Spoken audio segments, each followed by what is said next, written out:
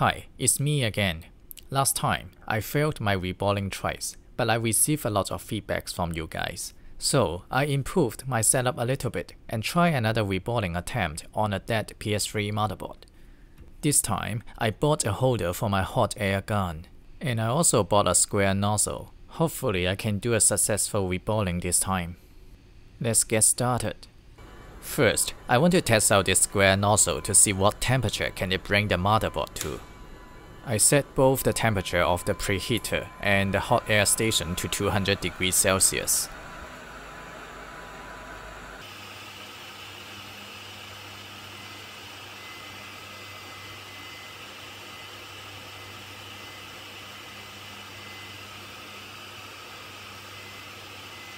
It seems to me that the nozzle is a bit far away from the GPU, so I try to bring it closer.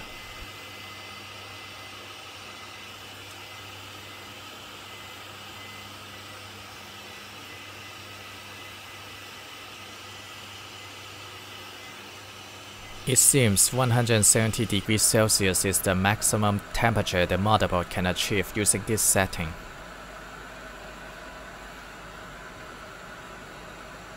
To bring the motherboard to 250 degrees Celsius to melt the solder balls, I think I need to set my hot air station to 280 degrees Celsius.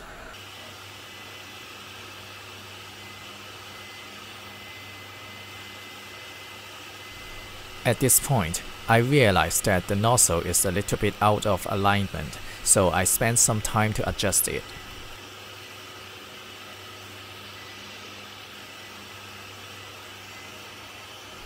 I have already applied flux at the very beginning, but I'm not sure if that was enough, so I add a little bit more flux to the GPU.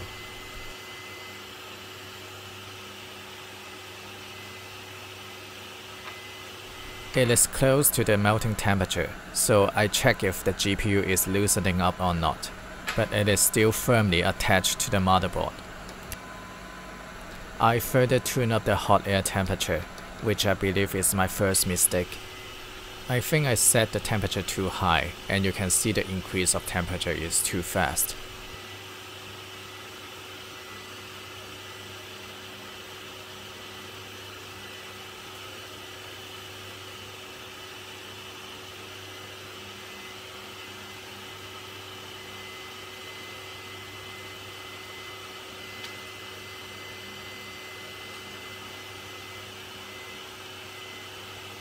The motherboard is now close to 250 degrees Celsius, but the GPU is not moving at all.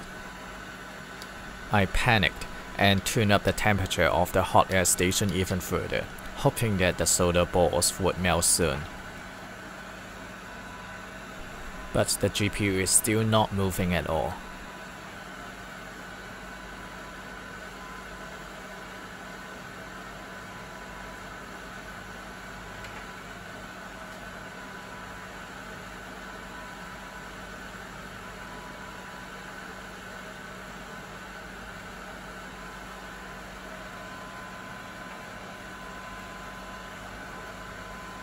At this point, I started hearing popping sounds.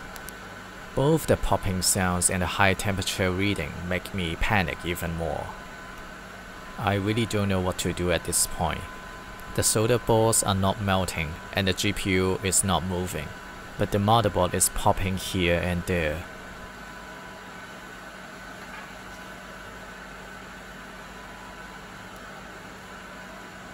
It is already close to 280 degrees Celsius.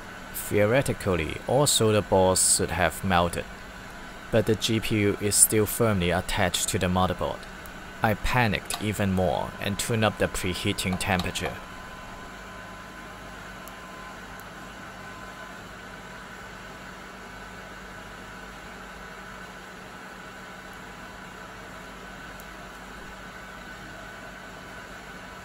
I'm really not sure what to do at this point. I know if I further increase the temperature, I will kill the motherboard instantly.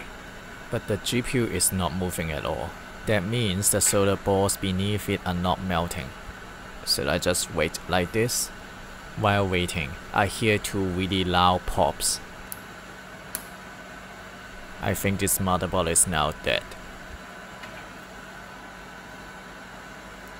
Still not moving at all.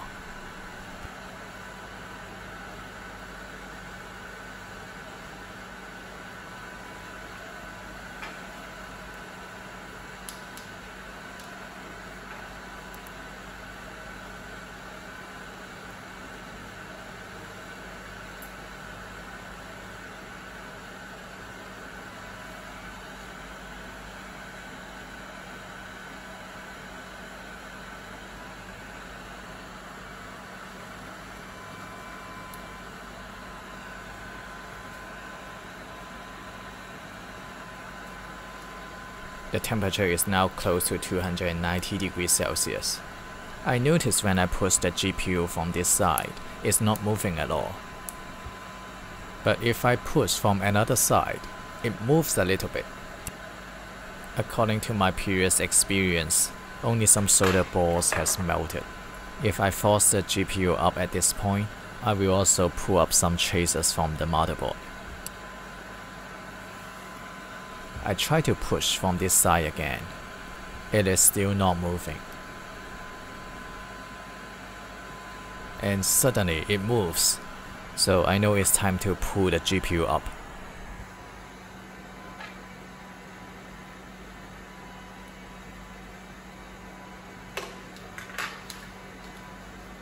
When the motherboard cools down, I do a close-up inspection and notice at least 2 missing pads. The 2 missing pads can be found on the GPU, which means my third reballing attempt is also a failure. I can also see solder balls squeezing out from the memory chips, so I guess this GPU is dead. I think I made 3 different mistakes in this attempt. First, the preheating temperature is too low. When setting the preheater to 200 degrees Celsius, it can only preheat the motherboard up to 120 degrees Celsius. I think next time I need to preheat the motherboard to at least 180 degrees Celsius. I also think I set the hot air temperature too high and too quick. I started hearing pop sounds from the motherboard after setting the hot air temperature to 360 degrees Celsius. I think next time I need to set it no higher than 300 degrees Celsius. Finally, I forgot to wrap the motherboard in aluminum foil. I don't know if it helps, but I see other people doing it. If you watch Felix's latest video, you will remember this graph, which is the temperature profile for reflowing. As you can see from the figure, 250 degrees Celsius is the temperature to melt the solder balls and reflow the GPU successfully. I don't understand why in my case I need to bring the motherboard temperature to 290 degrees Celsius in order to melt the solder balls. If you know why, feel free to leave a comment and suggestions below. I always learned a lot from you guys in the comment section.